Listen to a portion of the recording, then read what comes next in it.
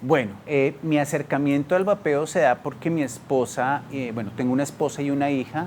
Mi esposa sufre de asma y había la posibilidad de que mi hija heredara precisamente el asma de su mamá. Entonces, en un momento en que llevamos a la niña al neumólogo, nos preguntaron que si en casa alguien fumaba. Yo dije que yo fumaba, pero que no fumaba en casa. Igual el neumólogo me dijo, bueno, eso igual no le puede hacer bien a la niña, entonces pues lo recomendable es que no fumes. Y realmente ya lo había intentado antes, cuando estaba soltero. Intenté con chicles, con parches, incluso con inhaladores que me trajeron de Estados Unidos y no me funcionó. Y había escuchado hablar de los famosos y mal llamados cigarrillos electrónicos. Entonces yo dije, bueno, voy a averiguar, y precisamente en el aeropuerto en algún momento me encontré una persona que estaba vapeando y le pregunté dónde conseguiste el dispositivo. No, no, lo compré en Estados Unidos. Yo dije, no, aquí en Colombia se puede conseguir. Entonces lo que hice fue empezar a investigar en internet dónde podía adquirirlo y finalmente a través de Facebook encontré una tienda online que me vendió el primer dispositivo. Cuando lo compré, en ese momento pues busqué comprar el mejor porque dije, bueno, si me voy con esto, me voy con todo. O sea, voy a arriesgarlo todo y voy a hacerlo, pues, o sea, si lo voy a hacer, lo voy a hacer bien. Y lo que hice fue precisamente eso. O sea, compré el dispositivo, recibí el dispositivo con mis líquidos y desde ese día, hace casi ya van a ser 9 años que yo no he vuelto a tocar un cigarrillo. O sea, desde el primer día que lo recibí, y ese es el momento en que no he vuelto a fumar. Ese fue mi primer contacto con el vapeo. El vapeo es, o los dispositivos de administración de nicotina como los vaporizadores, son el 50% de la solución. El otro 50% es la decisión de la persona. Decir, quiero dejar de fumar. Si tú tienes esa disposición y encuentras un dispositivo que te ayuda a administrar nicotina, que es la dependencia que se genera, entonces pues es el plan, digamos, es el plan perfecto. ¿Por qué? Porque se une tu decisión con un dispositivo que te va a ayudar para poder ayudar a resolver ese problema. Para mí, en ese caso, fue así. Y creo que para la mayoría de las personas que yo he ayudado a dejar de fumar, ha funcionado así. Son personas que se han acercado a mí y me han dicho, mira, quiero dejar de fumar, ¿qué puedo hacer? Entonces, si tú quieres dejar de fumar, esta es una alternativa que te puede ayudar. ¿Sí? Y entonces yo creo que el 90% de las personas que me han preguntado y que han tenido la decisión, lo han logrado. El otro 10%, por ejemplo, son personas que no estaban del todo seguras, entonces no lograron hacer ese cambio. Y creo que la decisión, la toma de la decisión es muy importante en que funcione un poco el dispositivo. Para mí no fue tan duro, o sea, yo no fui, por ejemplo, usuario dual, o sea, que fumaba y vapeaba, no. Yo empecé a utilizarlo y bueno, las recomendaciones que me hicieron es, como estás fumando tabaco, lo que te vamos a dar es un líquido de tabaco, pues para que no pierdas un poco, o sea, la transición no sea tan dura, y te recomendamos que compres uno de un sabor, y me dieron una lista de sabores. Yo escogí dos sabores, y dije, pues, quiero estos dos sabores. Entonces empecé con el de tabaco y ya como a un poco antes del mes ya no me gustaba el sabor. Entonces, ¿qué hice? Me pasé a un sabor, me acuerdo que era blueberry, y dije, es rico, la sensación es rica. No sentía la ansiedad de fumar que tenía antes cuando fumaba, porque pues obviamente era la ansiedad de salirse uno a fumar en el trabajo, el cigarrillo, con los compañeros que fumaban. Ya lo podía hacer más tranquilo, porque pues cuando tú fumas, tú prendes el cigarrillo y te lo acabas. Aquí no, tú con el dispositivo inhalas las veces que quieras, lo guardas y ya, punto. O sea, no tienes que estar, digamos, esclavo de que te acabes el cigarrillo, sino que lo utilizas cuando quieras y consumes la nicotina en el momento que quieras y en la dosis que quieras. Entonces creo que eso es un buen, digamos, uno de los tantos beneficios que tienen los productos de administración de nicotina en los vaporizadores, es eso, que tú puedes regular la nicotina, puedes decir cuánta nicotina quieres consumir, cuándo la quieres consumir y las veces que la quieres consumir. Si yo quiero vaporizar una vez y guardo mi dispositivo, no pasa nada. Un cigarrillo, yo no lo voy a prender, inhalo y lo boto, sino que yo llego y me lo fumo absolutamente todo. Mi mamá fumaba, ya no, bueno, ya no fuma realmente, ya no fuma, y era muy particular ¿Por qué? Porque cuando yo estaba de niño, cuando era niño, yo le decía a mi mamá, no fumes, no fumes, y peleaba con ella. No era gran fumadora, se fumaba un cigarrillo si acaso al día y eso, y no todos los días. Y yo le recriminaba todo el tiempo y le decía, no fumes, mamá, no fumes. Pero cuando yo cumplí los 18 años, dije, yo quiero probar, a ver, yo quiero probar. Y el primer cigarrillo me lo fumé con mi mamá. Con mi mamá fue la primera persona que yo fumé. Fumé entre comillas porque realmente en ese momento no sabía fumar. Bueno, yo me fumé mi primer cigarrillo con mi mamá, entonces pues fumar porque realmente no sabía hacerlo. Y lo intenté un par de meses, no me funcionó, o sea, no me enganché, no me conectó. Y más adelante ya en la universidad fue que empecé realmente a fumar.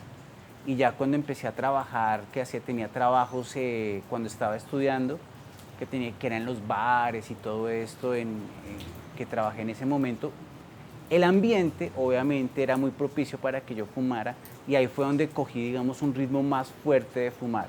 Fumaba más cigarrillos porque pues en las fiestas, yo trabajaba, era de barman, entonces obviamente ese ambiente es más propicio para fumar y en ese momento pues estaba permitido fumar en recintos cerrados. Entonces creo que eso ayudó un poco a que mi nivel de fumar fuera mucho más alto. Ya no me fumaba un cigarrillo, sino que me fumaba 5, 6, 7, y así fue subiendo. Yo soy muy amante de la tecnología y a mí me parece, o sea, cuando recibí el primer dispositivo, bueno, yo primero antes de tomar la decisión, o sea, de comprar mi primer dispositivo, investigué. Revisé en internet, busqué dispositivos, cuáles eran los mejores, en calidad, en materiales. Y a mí siempre me ha gustado la tecnología. A mí siempre me ha gustado la tecnología y me ha gustado investigar, entonces me pareció asombroso. O sea, wow. O sea, algo tecnológico que me ayude a mí a dejar de fumar, o sea, me llamó mucho la atención. No me pareció extraño, o sea, porque había revisado previamente y ya digamos como que me había contextualizado un poco a través de internet. Cuando lo recibí, obviamente las personas que me lo vendieron me dijeron, bueno, tiene que utilizarlo así, así, así. O sea, me dieron todas las instrucciones y procedí a hacer lo que ellos me dijeron, lo empecé a utilizar y dije, está bien, me gustó, no me pareció extraño. Era más extraño para las otras personas. No, a mí no me pareció tan extraño. A otras personas sí les pareció extraño porque me miraban y me decían, ¿qué es eso? O sea, ¿qué está haciendo? ¿Esos son los famosos cigarrillos electrónicos? Entonces yo le decía, sí. ¿Y le ha funcionado? Y dije, hasta el momento sí. ¿Sí? Hasta que me volví prácticamente, digamos, un evangelista del vapeo porque pues la gente sabía qué tanto fumaba yo y ver que de un momento a otro dejé de fumar, pues decían, a Francisco le está funcionando. Venga, preguntémosle cómo fue que hizo. Y de ahí, entonces para mí no fue raro realmente, más raro fue para las otras personas. De alguna manera te cambia la vida, ¿sí? Te cambia la vida, ¿por qué? Porque tú, de pronto, tu condición física no era la mejor, ¿cierto? De pronto te agitabas cuando caminabas. Un ejemplo físico, por ejemplo, yo tenía los labios morados. Una amiga doctora me dijo, no recuerdo ahorita qué era, cómo se llamaba ese efecto por fumar, y tenía los labios morados de fumar. Y cuando ya empecé a vapear y a sentirme mejor, a respirar mejor, a sentir mejor los olores, a sentir mejor los sabores, pues yo dije, esto funciona, me siento mucho mejor, entonces, ¿por qué no decirle a otras personas que están fumando que se pasen a esto, que les va a cambiar la vida? Y si tú hablas con cualquier usuario que sea, digamos, fanático, fan de los vaporizadores, son apasionados es precisamente por eso, porque siente que les cambió la vida. Y por eso nosotros decimos que el vapeo salva vidas, ¿sí? Porque lo quita uno el tabaquismo que pues Es una dependencia y en este caso sí una adicción porque genera un daño a otros con el humo, ¿cierto? Cuando yo fumo y hay otra persona al lado, el humo le hace daños a otra persona, con el vapeo no. Entonces ahí sí se vuelve un problema y si ya hablamos de adicción. En esto aquí estamos hablando de dependencia, de la nicotina que es una dependencia química y la que te mencionaba de una dependencia psicológica. Entonces, cuando ves que te cambia la vida, que te sientes mejor, que puedes hacer ejercicio, que ya no te agitas, que ya sientes mejor los olores, los sabores, que tu aspecto, tu piel, mi esposa me decía, la piel te cambió un montón. Entonces, cuando tú ves ese conjunto de cambios, tú dices, ¿cómo no promover esto? O sea, ¿cómo no ayudar a otras personas a que realmente se pasen a esto y les pueda mejorar su calidad de vida y salvamos la vida de esa persona y que no pueda terminar en un hospital a causa de una enfermedad generada por el tabaco? ¿Cuánto tiempo? No es que fue un día para otro. Realmente mi transición fue un día para otro, fue drástico. O sea, supongamos, yo pedí hoy el producto y me dice, te llega mañana. Cuando me llegó, lo recibí, o sea, en la noche anterior me fumé el último cigarrillo, al otro día que lo recibí, lo empecé a utilizar y no más. O sea, no hubo tiempo de transición, así que cuánto, que si como que utilizaba a veces el cigarrillo y a veces el vaporizador, no. Tajante. Ese día que empecé y ahí no volví a tocar un solo cigarrillo, ni uno solo. Entonces no hubo tiempo de transición. Para mí, a otras personas obviamente sí existen tiempos de transición, se vuelven usuarios duales, entonces vapean y fuman y empiezan a bajar el cigarrillo y empiezan a utilizar más el vaporizador, entonces, pero no, en mi caso fue tajante. El día que lo recibí, no más cigarrillos. No idea to come back, like the next No. Tuesday. Oh, just take the last. No, para nada. Nunca pensé en retornar, la verdad. O sea, me pareció tan agradable que realmente incluso la sensación me parecía que era mucho mejor. ¿Por qué? Porque pues hacía todo lo que hacía antes, ¿cierto? Ponerme algo en la boca, inhalar, en este caso exhalar vapor. No quedaba oliendo mal, ¿sí? Que quedaba oliendo a cigarrillo, el aliento también obviamente te cambia muchísimo. Entonces dije, no, esto es mucho mejor, o sea, nunca me dijo, venga, un cigarrillo, no, realmente nunca me tentó. El día que lo decidí, me enganché totalmente con los vaporizadores. Realmente las redes sociales cumplieron un papel muy importante en el activismo porque realmente el vapeo, por lo menos aquí en Colombia, y yo sé que en muchas otras partes del mundo, se dio fue gracias a las redes sociales, a los foros, este tipo, digamos, de comunidades online. Y en el caso de Colombia fue Facebook, por ejemplo, grupos de usuarios. Y cuando el primer intento de regulación de estos productos aquí en Colombia, pues obviamente hubo la discusión dentro de este grupo y dijimos, bueno, hay que mirar qué vamos a hacer para defendernos porque esto nos ha ayudado muchísimo a nosotros, pues nos alejó del tabaquismo, nos sentimos mucho mejor, no tenemos que defender. De ahí surge la idea de crear la asociación, pero realmente la idea parte un poco del ejemplo que ya pasaba en España. En España ya se había creado una asociación de usuarios, que es ANSVAP, y yo me puse en contacto con ellos para preguntarles cómo habían hecho. Y ahí tuve contacto con Carmen Skrik, que es mi mentora, por decirlo, y con otros activistas de España, y me dijeron, no, mira, nosotros funcionamos de esta manera, y lo que hicimos fue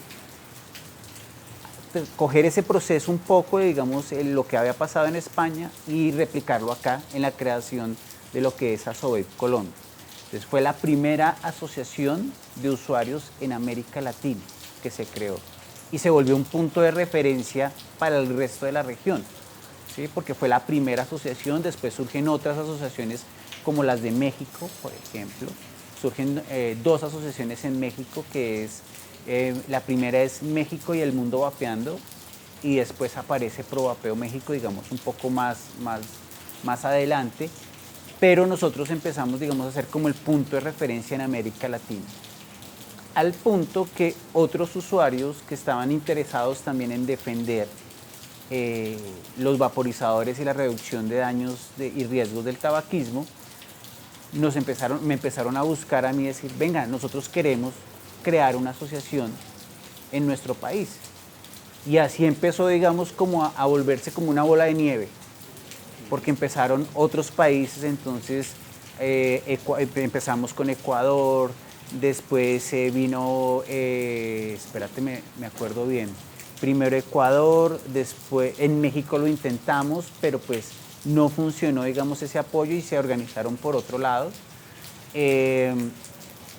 Después ya vinieron otras asociaciones como la de Perú, la de Chile, la de Argentina, la de Brasil, la de Panamá, la de Venezuela, la de Costa Rica, la de Puerto Rico. Bueno, realmente la de Puerto Rico fue realmente la primera, pero no era una asociación de usuarios, sino era una asociación más mixta entre empresarios y usuarios.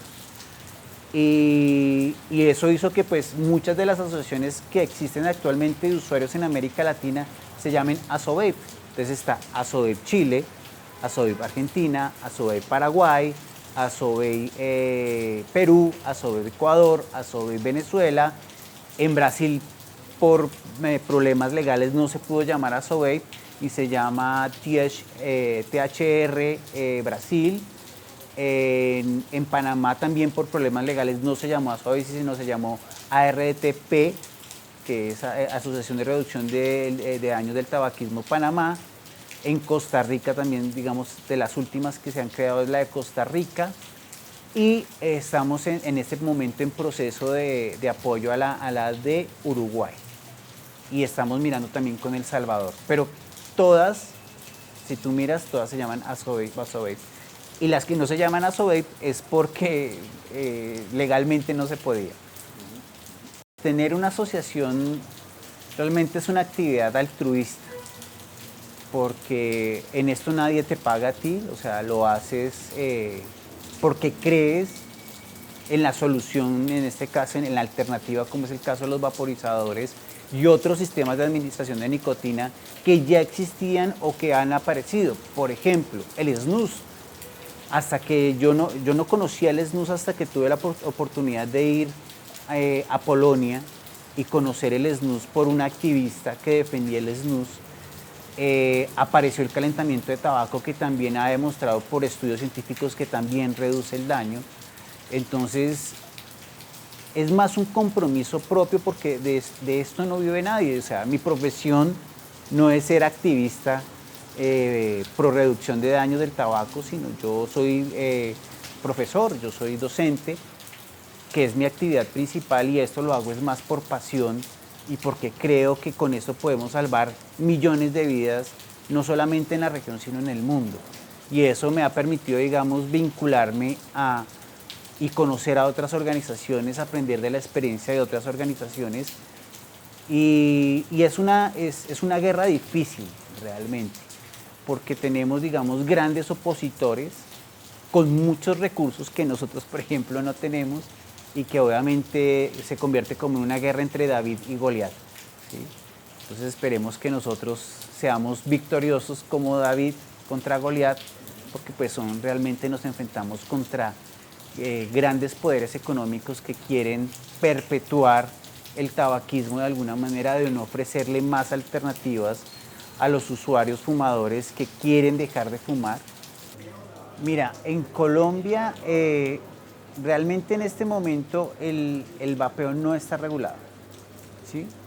No está regulado, y entonces hay una premisa que dice que lo que no está regulado está permitido. En este momento existen dos proyectos de ley que pretenden regular el vapeo. Uno es un proyecto que quiere regular el vapeo dentro de la ley antitabaco, ¿sí?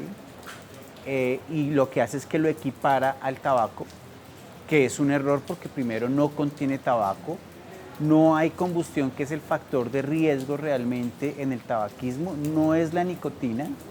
Han querido demonizar la nicotina y realmente la nicotina no genera los daños que genera el consumo de tabaco por combustión.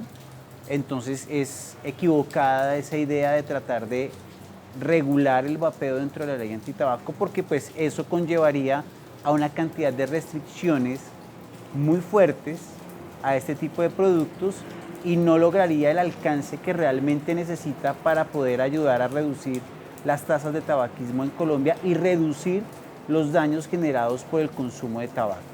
Eso por un lado.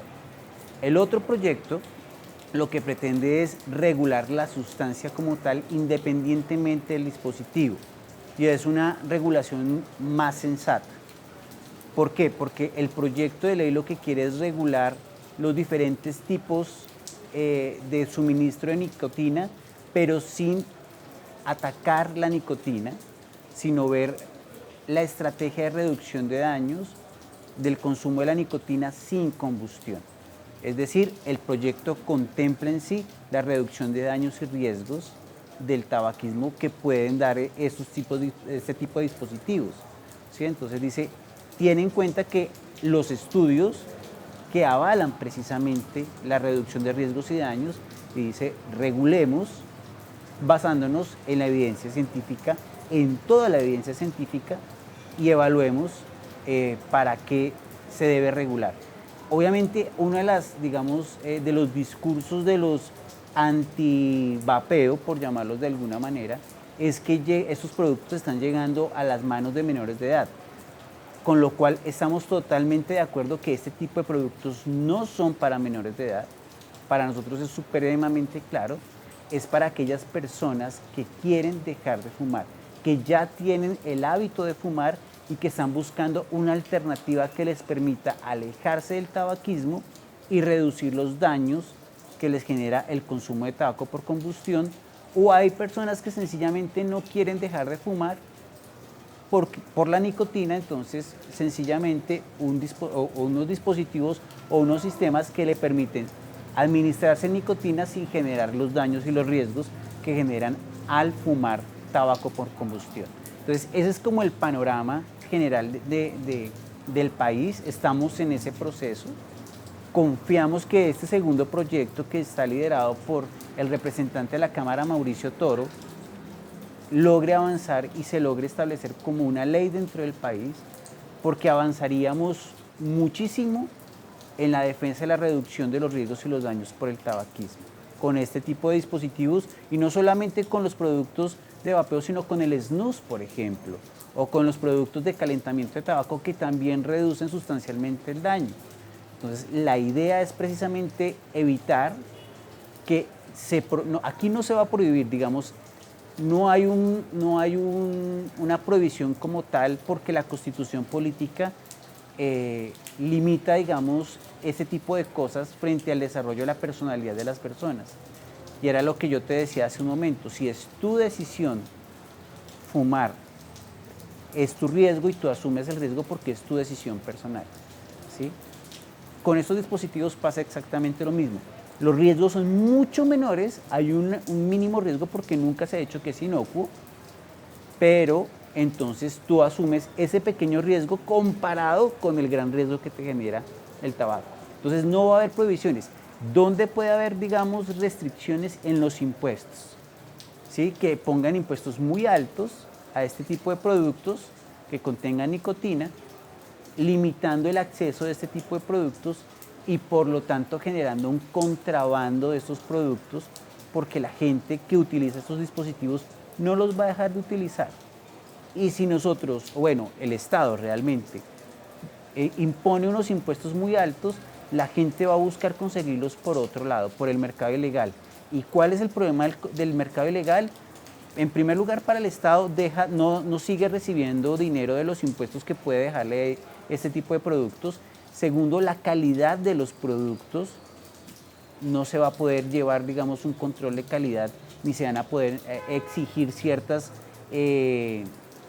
estándares de calidad para que los consumidores finales puedan utilizar productos de buena calidad, ¿sí? y obviamente la especulación de los precios, y realmente detrás del contrabando pues está, digamos, todo lo que es delincuencia y pues obviamente convierte en esto algo que realmente no es, que es un producto que ayuda a las personas a dejar el tabaco y convertirlo en un producto que se pueda llegar a volver ilícito, no tanto aquí como ilícito, pero sí que se consiga en el mercado informal y de contrabando sin tener unos controles de calidad de este tipo de productos. En los países donde está prohibido en este momento los productos de vapeo sobre todo, ¿qué es lo que está pasando? Precisamente un contrabando de este tipo de productos, una venta informal de este tipo de productos y una red, digamos, de contrabando que obviamente no vincula solamente productos de vapeo, sino que vincula drogas, armas y otro tipo de cosas que los contrabandistas movilizan, digamos, hacia los países, lo cual pues obviamente hace que los controles de calidad sean nulos, realmente no muy bajos, sino nulos. Los precios son exorbitantes, son muy costosos.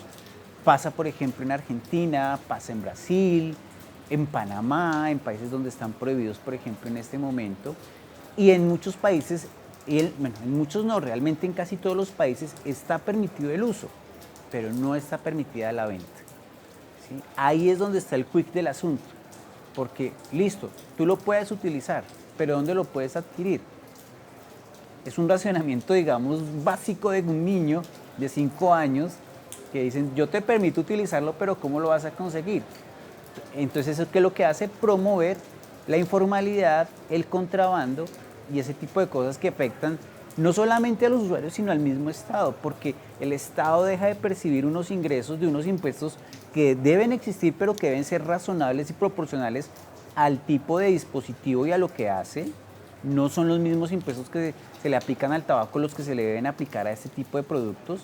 Es entendible cuando se dice en las medidas Empower que establece el convenio marco para el seguimiento en los países de los impuestos altos en este tipo de productos, y lo que está conllevando ese tipo de impuestos es a que se promueva más el contrabando.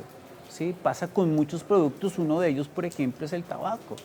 En muchos países los impuestos del tabaco son muy altos, entonces la gente termina comprando en las calles, son cigarrillos de contrabando, y los que son legales pues realmente no se están vendiendo o no se venden tanto, y eso hace que pues obviamente el Estado deje de percibir dinero y el contrabando y la delincuencia, digamos, se sigan enriqueciendo.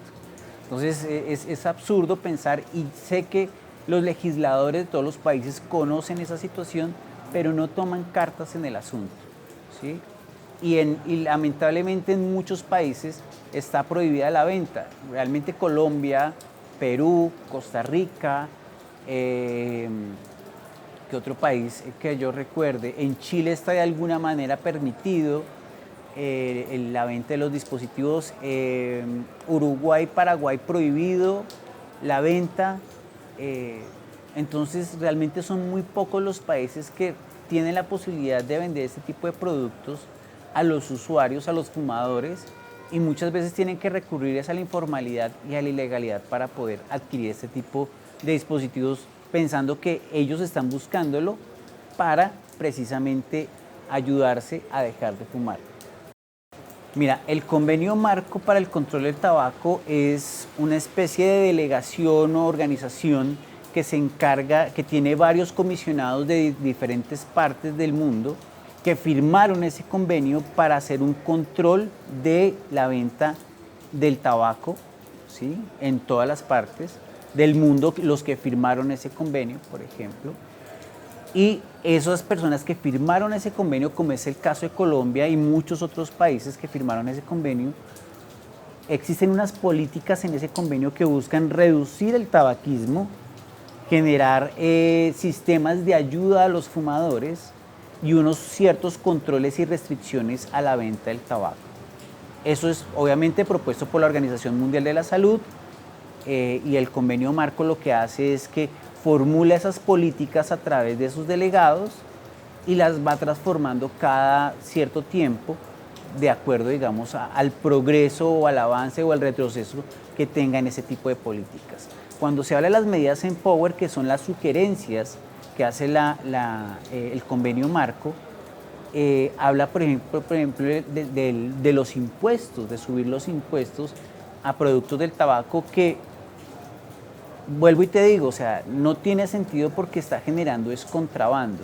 Creo que hay un problema es más en brindar otras alternativas para que las personas puedan dejar de fumar y también campañas educativas, ¿sí? O sea, las tasas de tabaquismo en el mundo han bajado, sí, pero no lo suficiente. ¿Eso qué significa? Que las medidas Empower no han sido suficientes para reducir con vehemencia, precisamente, esas tasas de tabaquismo, perdón. Entonces, ¿qué es lo que se tiene que hacer y a lo que se tiene que abrir la Organización Mundial de la Salud y el convenio marco? Es a darle la oportunidad, con la evidencia científica que existe, a este tipo de productos, para que esas tasas de tabaquismo sigan bajando. Está el caso de Inglaterra, por ejemplo. Inglaterra implementó este tipo de dispositivos como una alternativa dentro de su sistema de salud y han bajado drásticamente estas cifras de tabaquismo en Inglaterra, gracias a la implementación de una estrategia como esta. La tecnología del vapeo es una tecnología en el fondo muy elemental, ¿sí? Porque es sencillamente evaporar es evaporar un líquido. Aquí no hay combustión, ¿sí? Simplemente la evaporación, así cuando uno pone una olla en la estufa con agua y se evapora, es exactamente lo mismo, es calentar un líquido a través de una resistencia que está cruzada por un algodón, que se empapa de ese líquido y la resistencia caliente el líquido que tiene ese algodón, se genera el vapor y listo. Es realmente muy elemental. ¿Qué ha pasado con la tecnología? La tecnología ha avanzado desde que yo empecé, bueno, el vapeo lleva desde el 2003, yo empecé en el 2012 tal vez, 13, ya no recuerdo, y obviamente los dispositivos han avanzado, ¿sí? La tecnología ha avanzado porque antes las baterías no eran lo suficientemente buenas, no generaba el suficiente vapor, no generaba buen sabor, y las empresas que equivocadamente acreditan, por decirlo de alguna manera, a las grandes tabacaleras que es un producto de las tabacaleras, no es cierto, es un producto que surge en China y que incluso son los usuarios los que empiezan a aportarle al desarrollo del dispositivo como tal. Cuando yo empecé habían usuarios que modificaban los equipos para poder generar más vapor, para poder generar más sabor, o sea, utilizaban diferentes tipos de estrategias para que ese tipo de cosas mejoraran y el usuario ha aportado mucho en el desarrollo del dispositivo. Las empresas que han empezado a desarrollar estos dispositivos en China han tomado precisamente esa información de los usuarios y han empezado a mejorar precisamente estos dispositivos a tal punto que ahorita, digamos, la eficiencia de los equipos es mucho más alta, son mucho más pequeños. Esto ha pasado, mira, creo que vamos como en la quinta o sexta generación de dispositivos en donde han cambiado de tamaño, de forma, los materiales, o sea, es un producto que todo el tiempo se está desarrollando y todo el tiempo se está repensando. ¿Para qué? Pues para mejorar obviamente su calidad, para mejorar la experiencia del usuario, para mejorar su optimización y sobre todo para que las personas, digamos, se sientan más a gusto con este tipo de dispositivos. Yo empecé con un dispositivo que era larguísimo, y después otro que era más largo y más grueso. Después ya unos más que son los Box Mod, que entonces son unas cajas. Pero por ejemplo, yo ahorita que estoy de viaje, pues no me traje el grande. Sí, claro, no, mira, yo recuerdo que cuando empecé, obviamente en esto, digamos, hay consumibles que son, digamos, las resistencias que tú las puedes comprar ya hechas, montarlas, las utilizas y cuando ya su tiempo de vida finaliza, la botas y la reemplazas y pones otra. Pero cuando yo empecé, bueno, habían de esas resistencias, pero también después aparecieron los dispositivos de tanque abierto que tú ponías la resistencia y la armabas, pero ya después no era solamente un alambre, sino era un conjunto de alambres. Entonces empezaron a adquirir nombres, que la Delta, que la Alien, que la Fusted, diferentes tipos, porque empezaron a descubrir los usuarios que cuando se mezclaban, por ejemplo, diferentes calibres de hilos, generaban más sabor, más vapor, y empezaron, digamos, a experimentar con ese tipo de cosas. Obviamente yo tuve mi carterita de herramientas para cortar el alambre, compraba los alambres, y la sigo teniendo y lo sigo utilizando porque lo que te digo, yo soy de la vieja escuela. Cuando salgo de casa pues me llevo algo que sea fácil, pero en casa tengo mi box mod y tengo mi tanque abierto y monto la resistencia. Es una cultura, no creas, en medio de todo esto hay una cultura del vapeo. Claro, pero mira que precisamente la gente, o sea, la industria ha pensado en eso, ¿sí? O sea, la industria del vapeo ha pensado en eso. Como hay gente como yo que le gusta, nosotros decimos cacharrear, de hacer cosas, de reemplazar, de todo esto, como hay personas que son más fáciles, yo no me quiero complicar la vida, yo quiero algo sencillo. Esto es algo sencillo, por ejemplo. Yo simplemente le pongo una resistencia, le echo el líquido y lo utilizo hasta que se acabe el líquido, recargo. Cuando la resistencia ya terminó su tiempo de vida, la boto y le pongo otra. Súper fácil, es supremamente fácil y la industria, digamos, ha pensado en todos de alguna manera. Para la persona que no se quiere complicar, como a la persona que le gusta entrar, digamos, a hacer un poco más de cosas manuales, de las resistencias y todo esto. Mira, yo creo que la manera que nosotros podemos, digamos, de hacer crecer la idea del vapeo, de la reducción de daños, es buscando que la gente que se opone entienda realmente esto.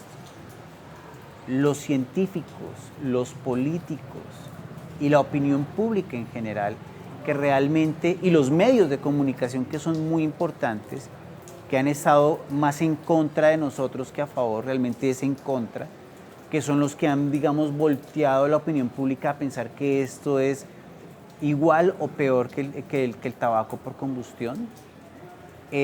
Lo que necesitamos es que realmente nos abran las puertas para explicar y mostrar, o sea, cómo funciona y mostrar la evidencia científica, que eso va a permitir que muchas otras personas que quieren dejar de fumar en este momento tomen la decisión de, oiga, si yo creo que esto me puede servir, lo voy a intentar.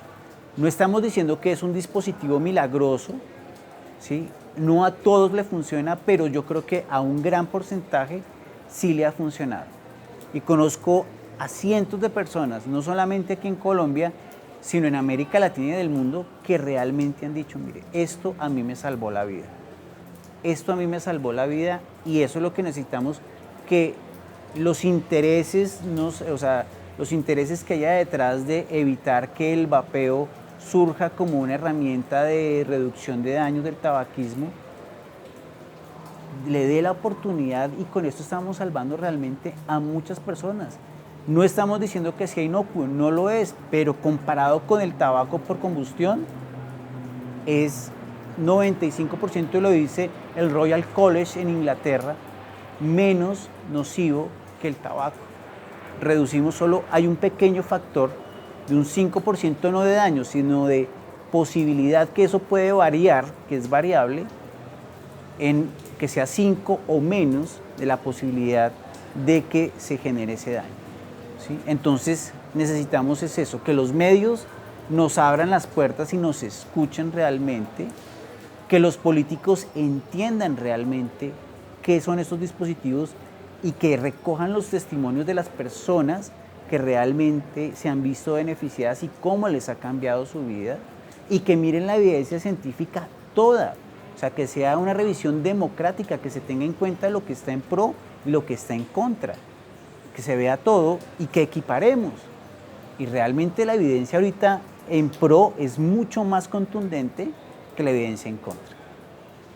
La idea de Asovape Colombia surge bajo la necesidad de proteger los derechos de los usuarios, de los ciudadanos que utilizan este tipo de dispositivos en Colombia, para que puedan acceder a ellos y de tal manera que sea una herramienta para ellos para reducir el daño generado por el tabaquismo. Por eso surge Asovape, defendiendo los derechos de los ciudadanos que usan este tipo de dispositivos para que puedan adquirirlos libremente y lo contemplen como una alternativa precisamente para reducir el daño del tabaquismo. Los primeros pasos de la asociación surgen a partir de la unión de varios usuarios y algunos que otros empresarios del vapeo aquí en Colombia, que buscaron precisamente, o que buscamos realmente, defender los derechos de los usuarios ante el Estado, ¿sí? Surge ante un proyecto de ley que pretendía regular ese tipo de productos. Nos organizamos, nos unimos, creamos informalmente inicialmente la asociación, buscamos hablar precisamente con el político, el senador que iba a hacer precisamente esa regulación, nos aceptó, nos escuchó y de alguna manera se modificó el proyecto, pero por otros senadores el proyecto, digamos, no tuvo éxito, digamos, en el Congreso de la República. Bueno, Asovape se convirtió en el punto de referencia en América Latina porque fue la primera organización que defendía los derechos de los usuarios de este tipo de dispositivos, y eso nos permitió que otros usuarios en otros países se acercaran a nosotros para crear asociaciones.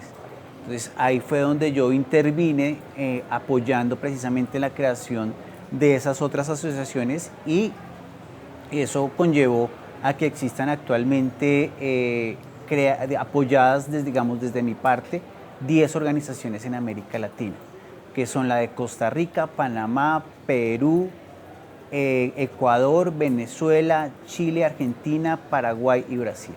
Esas son las organizaciones que hemos ayudado, digamos, o yo he ayudado, digamos, a crear, y estamos en proceso de apoyar a otras que quieren conformarse como asociaciones en este momento. Ese ha sido, digamos, como el aporte, y además de la creación de la organización regional que es RDT, que recoge Iberoamérica, entonces donde está vinculado España y recoge a todos los países de América Latina, en donde sumamos esfuerzos pues, para la defensa de la reducción de daños del tabaquismo y de la posibilidad de que los ciudadanos de todos estos países puedan acceder a los productos de administración de nicotina de bajo riesgo para que puedan adquirirlos de manera legal y lo contemplen como una alternativa para reducir el tabaquismo.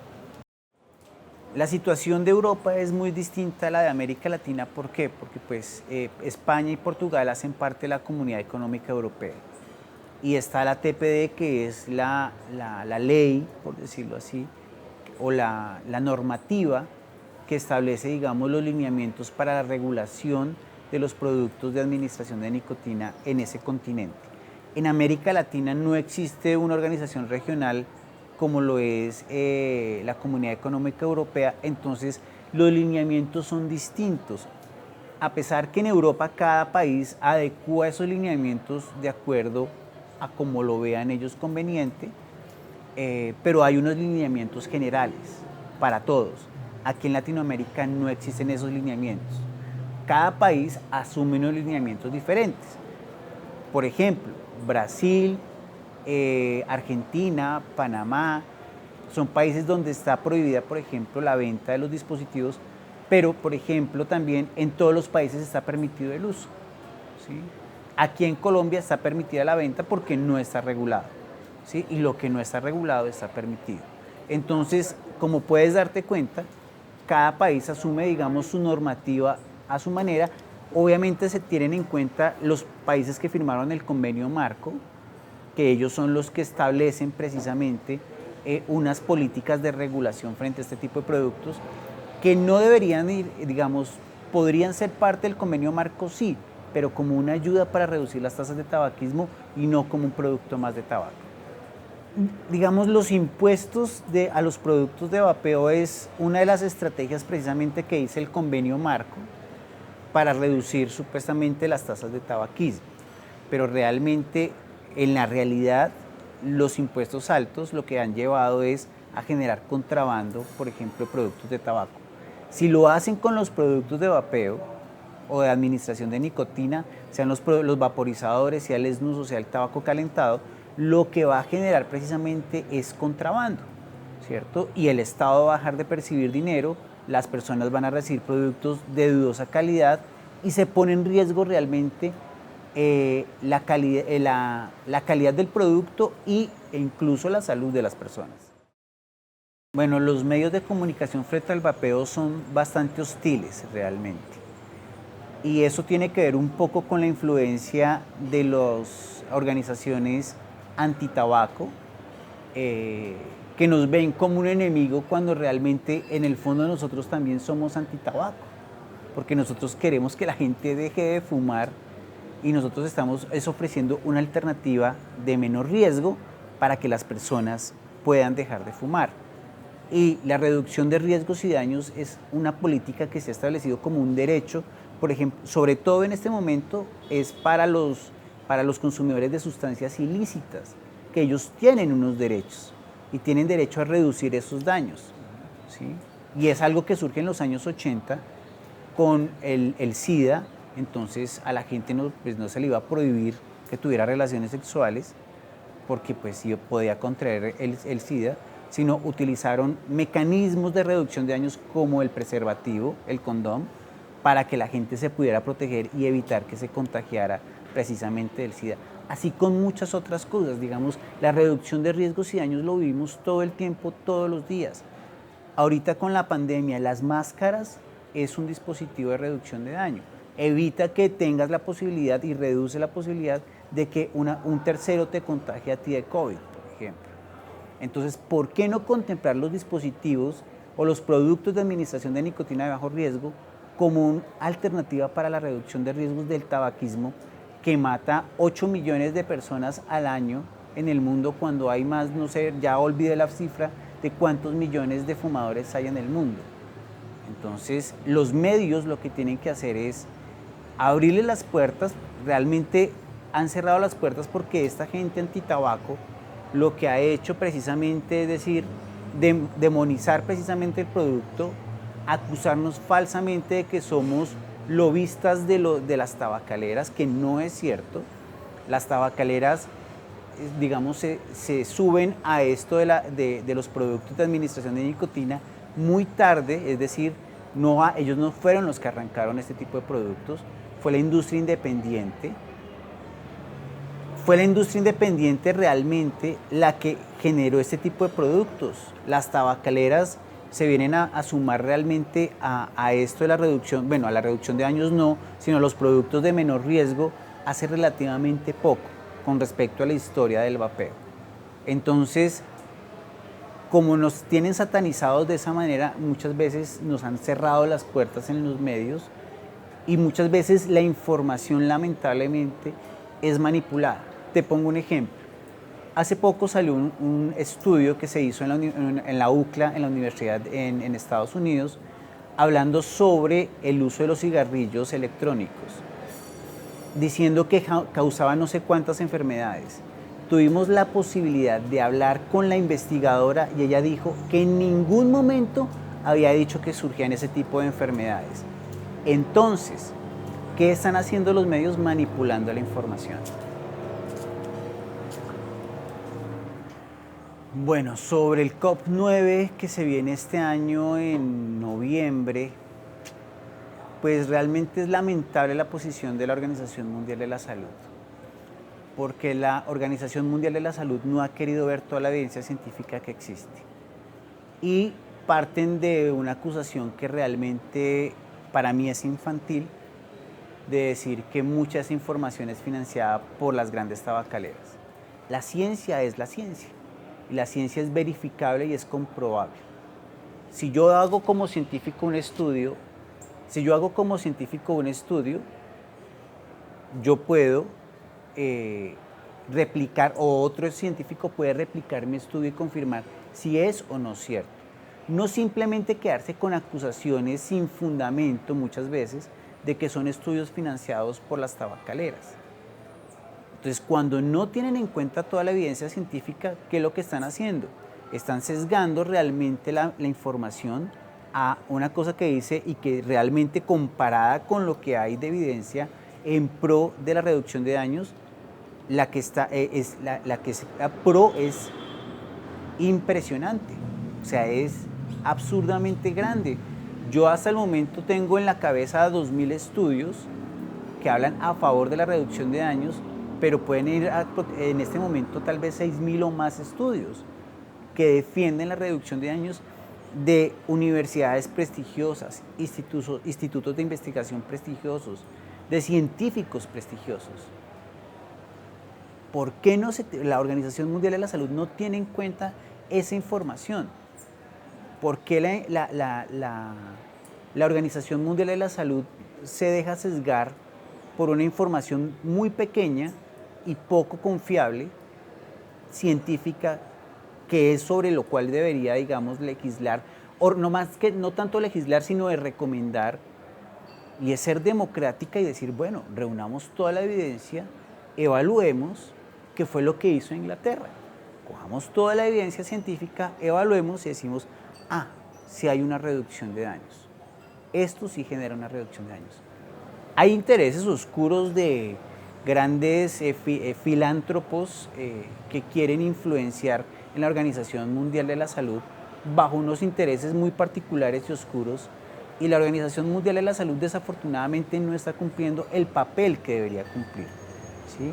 Entonces, lo que se viene para el COP9 realmente no es muy alentador, porque han sido muy intransigentes, han cerrado las puertas de las organizaciones de los usuarios, han cerrado las puertas a las organizaciones de los usuarios a participar en el COP, en los COP, en el COP 8, sacaron a INCO, que es una organización global de usuarios, lo sacaron del recinto como si fueran delincuentes. Entonces, ¿uno qué puede esperar de una organización que no tiene en cuenta a los ciudadanos y que supuestamente recomienda cosas para los ciudadanos, donde no les da la posibilidad de participar? Si tú comparas, por ejemplo, los COP sobre el medio ambiente, participa absolutamente todo el mundo. ¿Por qué el COP9 es una reunión cerrada que muchas veces ni siquiera el COP pasado ni siquiera dejaron entrar a la prensa? Entonces, eso genera realmente muchas sospechas sobre la transparencia de la Organización Mundial de la Salud, y obviamente creemos que este año va a ser igual. Ellos están hablando incluso que es en el 2023 que van a ver si hablan de la reducción de daños, pero pues aprovechando 2 años más para poder cómo acaban precisamente toda la reducción de daños en el mundo, con regulaciones, hiperregulaciones, con prohibiciones, y no permitiendo, digamos, no fomentando estrategias de reducción de daños como son los dispositivos de administración de nicotina. Esperamos que Inglaterra, parece ser que va a asistir al COP9, siente su posición frente a su experiencia, y dentro de las políticas del convenio marco existe la intercambiar información que haya generado la baja de tasas de tabaquismo en sus países y compartirlas con los demás países. Ojalá que Inglaterra logre sentar esa posición y la OMS escuche la posición de Inglaterra, que ha tenido mucho éxito con la implementación de este tipo de productos para la reducción de riesgo y daño en Inglaterra en este caso. A veces no resulta tan fácil lograr la participación de las organizaciones ante los estados, sobre todo ante las cámaras de diputados o los congresos, dependiendo del sistema político, por las constituciones. Te pongo un ejemplo, el caso de Chile. La Constitución de Chile está en proceso incluso de reforma, pero por fortuna, digamos, la pelea que se ha dado, por ejemplo, en muchos países, como es el caso de Chile, donde Ignacio ha buscado los espacios de participación para sentar una posición y presentar lo que es la reducción de daños y riesgos con los productos de administración de nicotina, creo que es un avance en la medida en que se pueda generar una discusión y se pueda poner en duda la posición de los que están en contra de los dispositivos o los productos de administración de nicotina. Esto se ha logrado no solamente en Chile, también por fortuna, por ejemplo, en Panamá se ha dado la posibilidad, en Costa Rica también se ha dado la posibilidad, en México también se ha dado la posibilidad, entre comillas, porque desafortunadamente las organizaciones antitabaco han manifestado que las organizaciones defensoras de los derechos de los usuarios de productos de administración de nicotina son lobistas y son parte de la industria tabacalera, lo cual no es cierto. Entonces, ha limitado eso, ¿no? O sea, ese es el problema. O sea, como no hay argumentos científicos fuertes que les permita a ellos decir es que esto es dañino, entonces, ¿a qué recurren? A juicios morales. A decir, es que ustedes son patrocinados por la industria tabacalera, cuando no es cierto. Entonces buscan es desprestigiar para callar la voz de los usuarios, y la voz de los usuarios es la voz de la ciencia, porque las organizaciones todas nos fundamentamos sobre la evidencia científica, toda, y sobre la parte experiencial también, de la experiencia de los usuarios, de cómo ha cambiado la vida de los usuarios, pero la ciencia es la base de nuestra defensa. Entonces, como no tienen argumentos científicos, entonces, ¿qué recurren? A moralismos, a sancionar, a acusar, a vincular a los activistas precisamente con las grandes tabacaleras, que pues obviamente son empresas que por su historial, digamos, no tienen una buena reputación. Entonces, lamentablemente, ellos no tienen esa voz, entonces nosotros sí la tenemos porque somos usuarios independientes, ¿sí? Pero eso no significa que estamos representando a las tabacaleras. Okay, but Mira, el activismo tiene el activismo en este caso, y yo creo que en la mayoría de los casos, requiere de que los activistas hablen con el Estado, con los políticos, ¿sí? Y muchas veces no resulta fácil, ¿sí?, hablar con ellos. Pero es una tarea muy importante que todos los activistas logren comunicarse con sus diputados, con sus congresistas, con sus senadores, para poder exponer precisamente la evidencia científica, exponer precisamente la parte experiencial de los usuarios y las necesidades que genera precisamente esto en cada uno de los países.